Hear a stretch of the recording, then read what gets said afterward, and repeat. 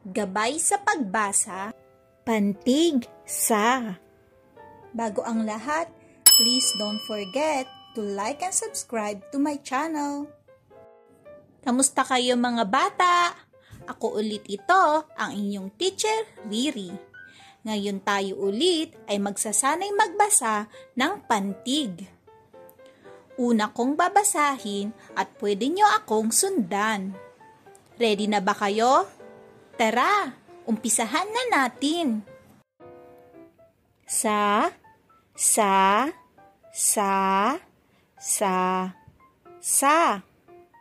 Asa.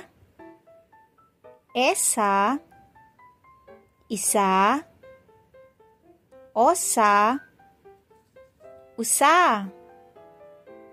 Basa. Pasa. Sama. Sara. Sanga. Sapa. Sala.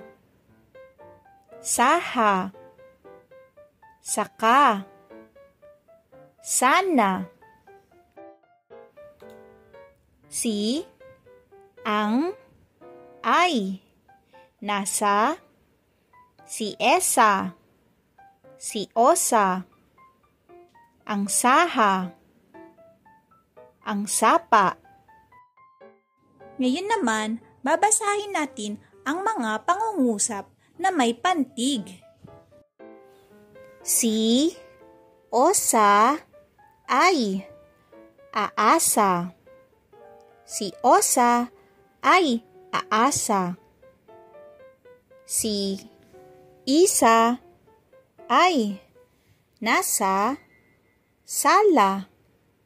Si Isa ay nasa sala. Ang gasa ay nasa sanga. Ang gasa ay nasa sanga. Ang usa ay nasa sapa. Ang usa ay nasa sapa. Good job mga bata!